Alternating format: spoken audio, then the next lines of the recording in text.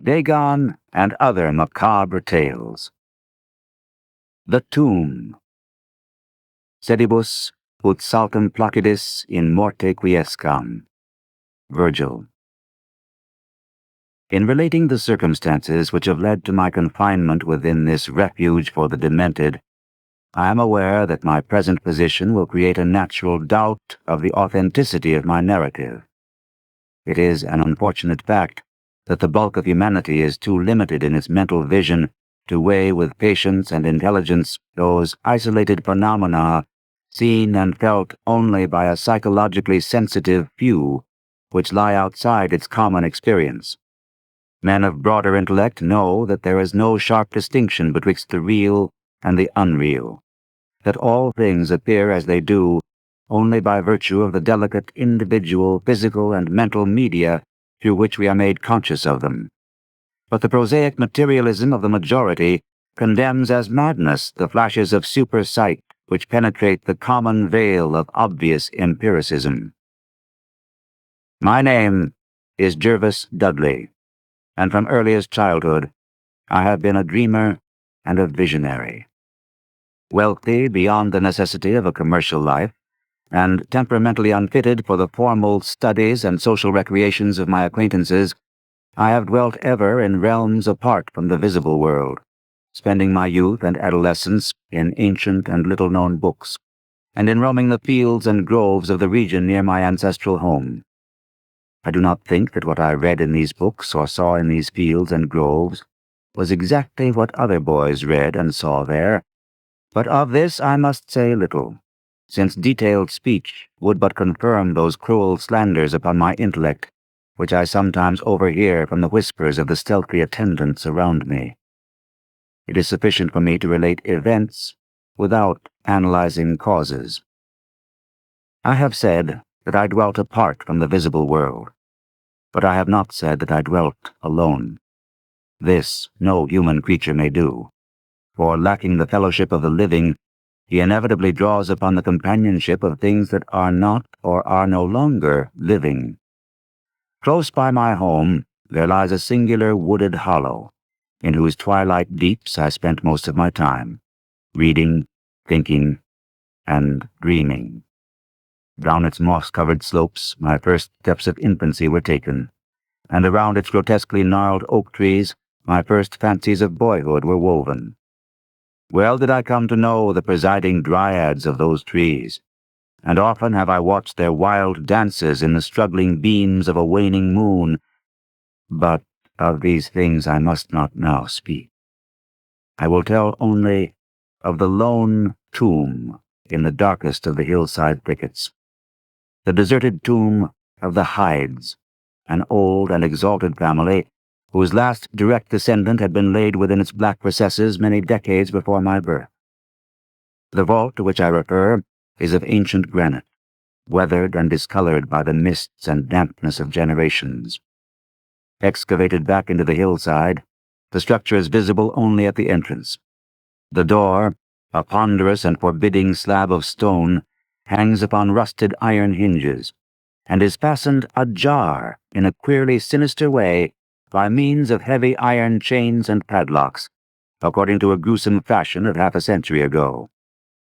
The abode of the race whose scions are here inurned had once crowned the declivity which holds the tomb, but had long since fallen victim to the flames which sprang up from a disastrous stroke of lightning. Of the midnight storm which destroyed this gloomy mansion, the older inhabitants of the region sometimes speak in hushed and uneasy voices, alluding to what they call divine wrath, in a manner that in later years vaguely increased the always strong fascination which I felt for the forest-darkened sepulchre. One man only had perished in the fire.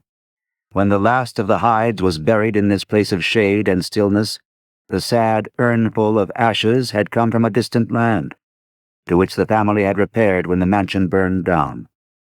No one remains to lay flowers before the granite portal, and few care to brave the depressing shadows which seem to linger strangely about the water-worn stones.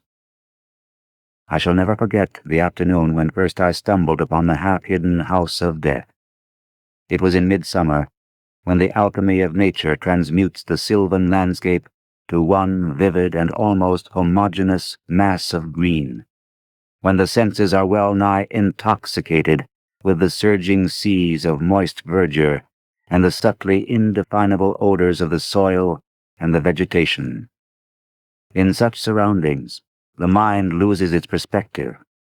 Time and space become trivial and unreal, and echoes of a forgotten prehistoric past beat insistently upon the enthralled consciousness. All day I had been wandering through the mystic groves of the hollow, thinking thoughts I need not discuss, and conversing with things I need not name. In years, a child of 10, I had seen and heard many wonders unknown to the throng, and was oddly aged in certain respects. When, upon forcing my way between two savage clumps of briars, I suddenly encountered the entrance of the vault, I had no knowledge of what I had discovered. The dark blocks of granite, the door so curiously ajar, and the funereal carvings above the arch aroused in me no associations of mournful or terrible character. Of graves and tombs I knew and imagined much, but had, on account of my peculiar temperament, been kept from all personal contact with churchyards and cemeteries. The strange stone house on the woodland slope was to me only a source of interest and speculation, and its cold, damp interior, into which I vainly peered through the aperture so tantalizingly left, contained for me no hint of death or decay. But in that instant of curiosity was born the madly unreasoning desire which has brought me to this hell of confinement. Spurred on by a voice which must have come from the hideous soul of the forest, I resolved to enter the beckoning gloom, in spite of the ponderous chains which barred my passage. In the waning light of day, I alternately rattled the rusty impediments with a view to throwing wide the stone door, and essayed to squeeze my slight form through the space already provided, but neither plan met with success. At first curious, I was now frantic, and when in the thickening twilight I returned to my home, I had sworn to the 100 gods of the grove that at any cost I would someday force an entrance to the black, chilly depths that seemed calling out to me. The physician with the iron-gray beard who comes each day to my room once told a visitor that this decision marked the beginning of a pitiful monomania. But I will leave final judgment to my readers when they shall have learnt all. The months following my discovery were spent in futile attempts to force the complicated padlock of the slightly open vault, and in carefully guarded inquiries regarding the nature and history of the structure. With the traditionally receptive ears of the small boy, I learned much, though an habitual secretiveness caused me to tell no one of my information or my resolve. It is perhaps worth mentioning that I was not at all surprised or terrified on learning of the nature of the vault. My rather original ideas regarding life and death had caused me to associate the cold clay with the breathing body in a vague fashion, and I felt that the great and sinister family of the burned-down mansion was in some way represented within the stone space I sought to explore. Mumbled tales of the weird rites and godless revels of bygone years in the ancient hall gave to me a new and potent interest in the tomb, before whose door I would sit for hours at a time each day. Once I thrust a candle within the nearly closed entrance, but could see nothing save a flight of damp stone steps leading downward. The odor of the place repelled, yet bewitched me. I felt I had known it before, in a past remote beyond all recollection, beyond even my tenancy of the body I now possess. The year after I first beheld the tomb, I stumbled upon a worm-eaten translation of Plutarch's Lives in the book-filled attic of my home. Reading the life of Theseus, I was much impressed by that passage telling of the great stone beneath which the boyish hero was to find his tokens of destiny whenever he should become old enough to lift its enormous weight. This legend had the effect of dispelling my keenest impatience to enter the vault, for it made me feel that the time was not yet ripe. Later, I told myself, I should grow to a strength and ingenuity which might enable me to unfasten the heavily chained door with ease. But until then, I would do better by conforming to what seemed the will of fate. Accordingly, my watches by the dank portal became less persistent, and much of my time was spent in other, though equally strange, pursuits. I would sometimes rise very quietly in the night, stealing out to walk in those churchyards and places of burial from which I had been kept by my parents. What I did there, I may not say, for I am not now sure of the reality of certain things. But I know that on the day after such a nocturnal ramble, I would often astonish those about me with my knowledge of topics almost forgotten for many generations. It was after a night like this that I shocked the community with a queer conceit about the burial of the rich and celebrated Squire Brewster, a maker of local history who was interred in 1711, and whose slate headstone, bearing a graven skull and crossbones, was slowly crumbling to powder.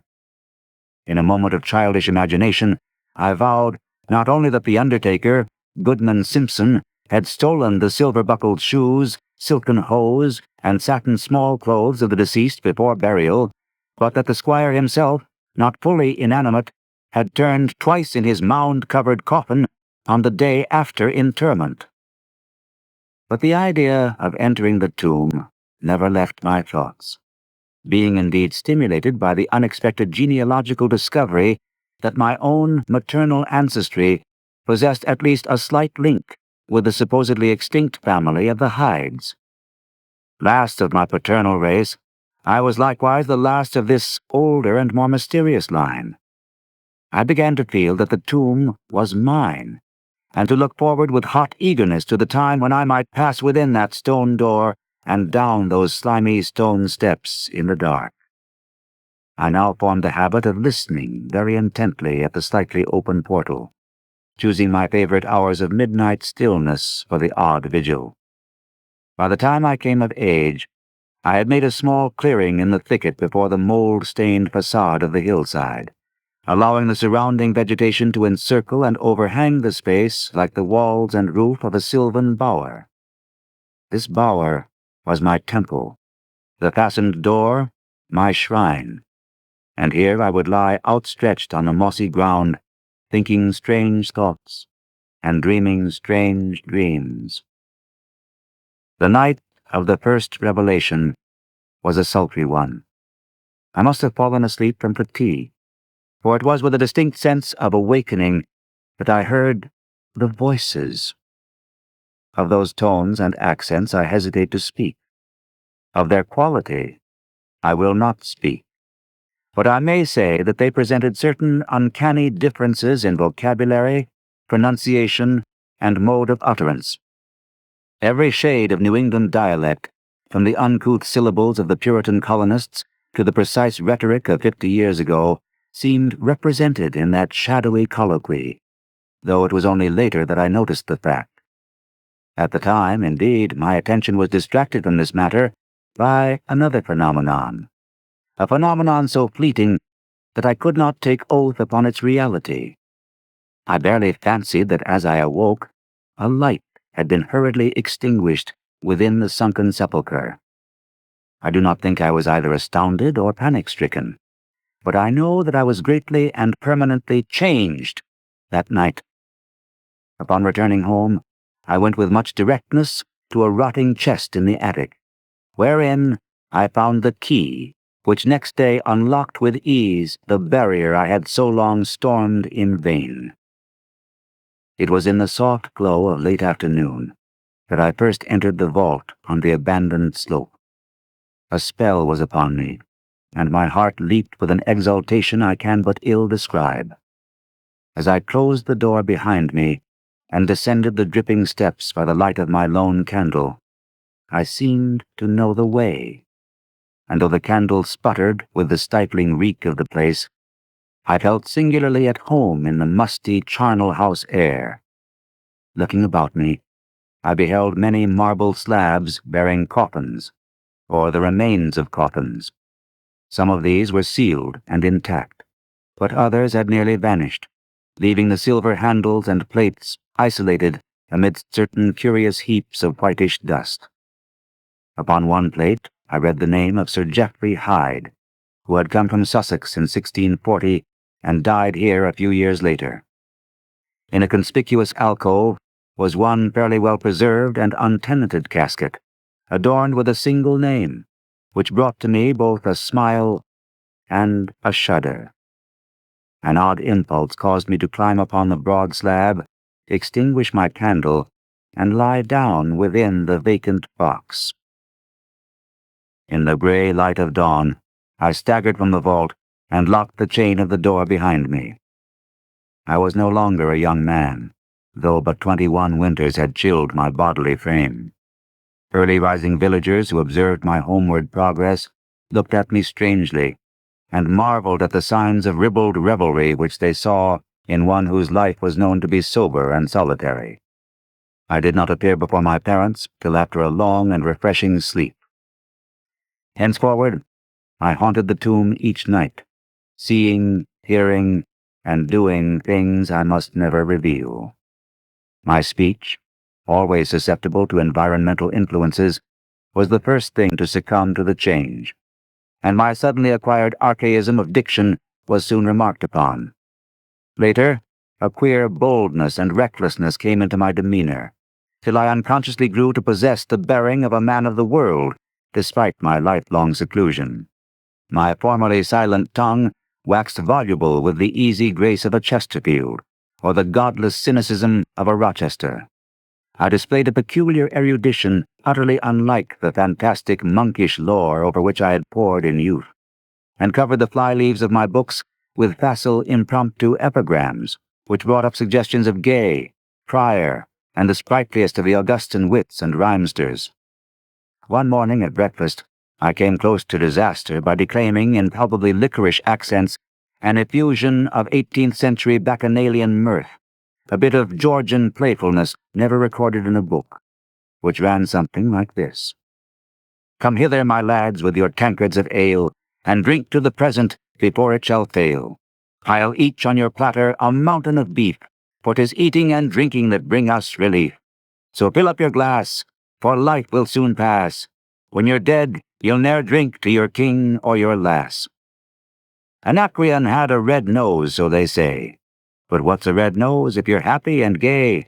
Gad split me, I'd rather be red whilst I'm here than white as a lily and dead half a year. So Betty, my miss, come give me kiss. In hell, there's no innkeeper's daughter like this.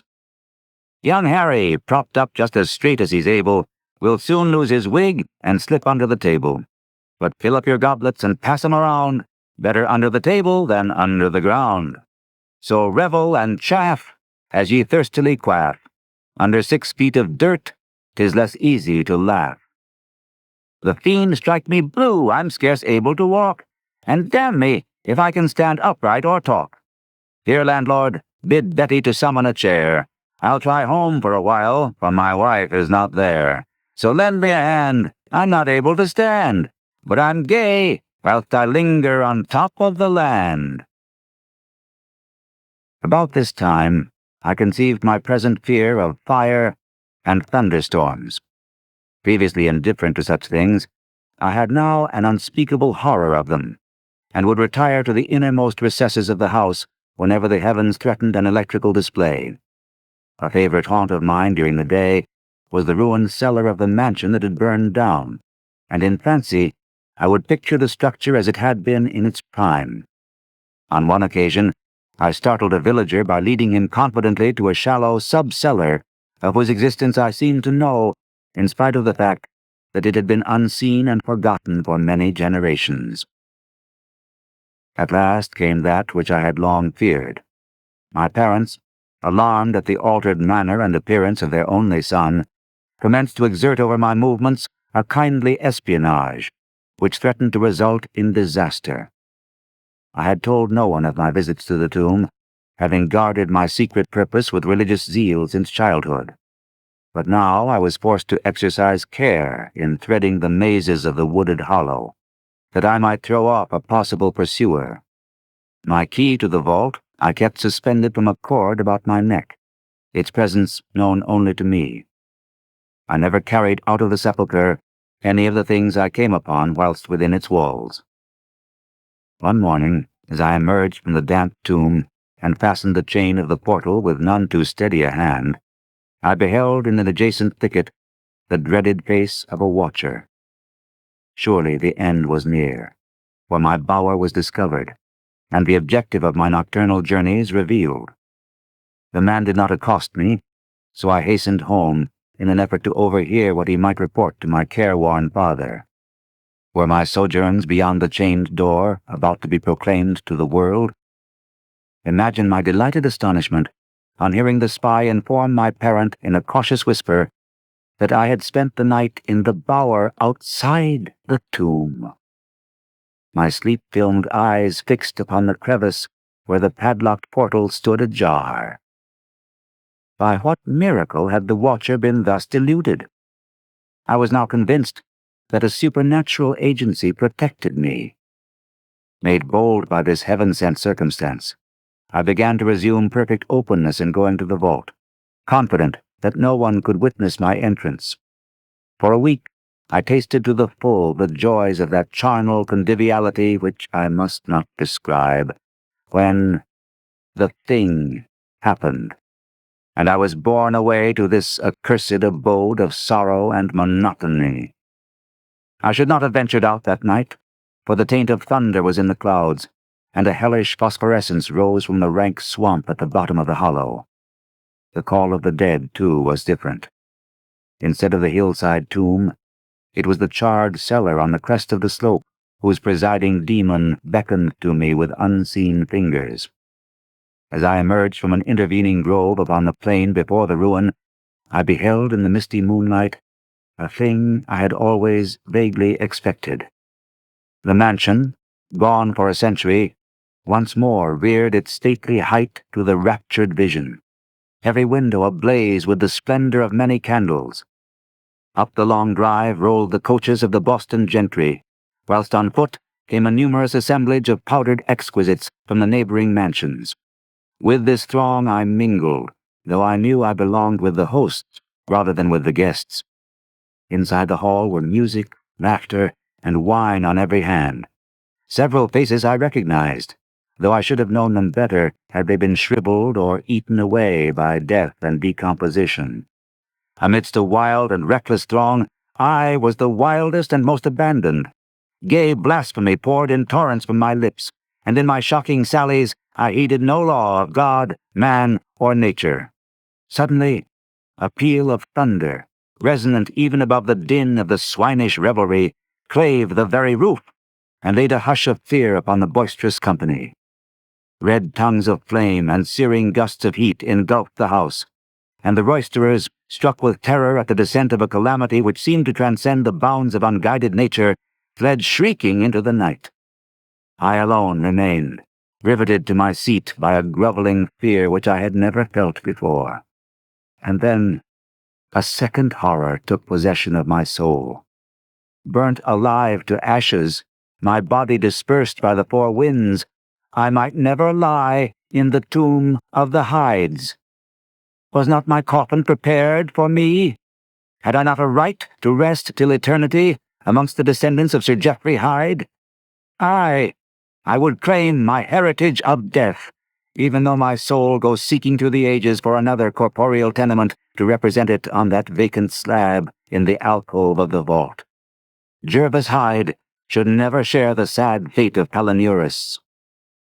As the phantom of the burning house faded, I found myself screaming and struggling madly in the arms of two men, one of whom was the spy who had followed me to the tomb. Rain was pouring down in torrents, and upon the southern horizon were flashes of the lightning that had so lately passed over our heads. My father, his face lined with sorrow, stood by as I shouted my demands to be laid within the tomb, frequently admonishing my captors to treat me as gently as they could.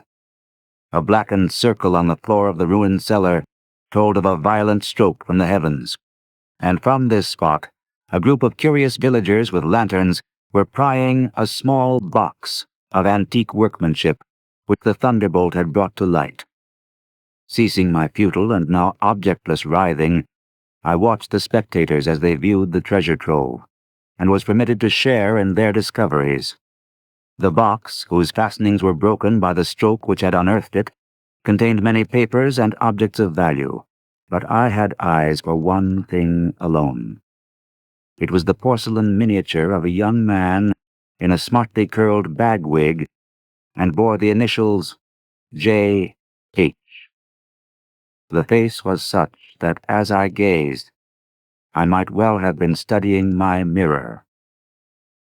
On the following day, I was brought to this room with the barred windows, but I have been kept informed of certain things through an aged and simple-minded servitor, for whom I bore a fondness in infancy and who, like me, loves the churchyard.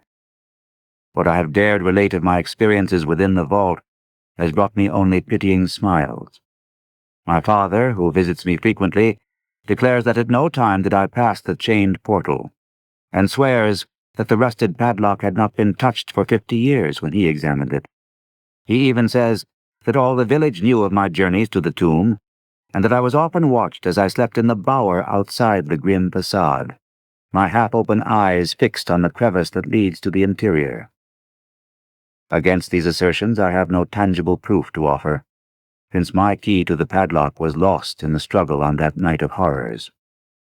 The strange things of the past which I learnt during those nocturnal meetings with the dead, he dismisses as the fruits of my lifelong and omnivorous browsing amongst the ancient volumes of the family library. Had it not been for my old servant, Hiram, I should have by this time become quite convinced of my madness. But Hiram, loyal to the last, has held faith in me, and has done that which impelled me to make public at least a part of my story. A week ago, he burst open the lock which chains the door of the tomb perpetually ajar, and descended with a lantern into the murky depths. On a slab in an alcove, he found an old but empty coffin, whose tarnished plate bears the single word, Jervis.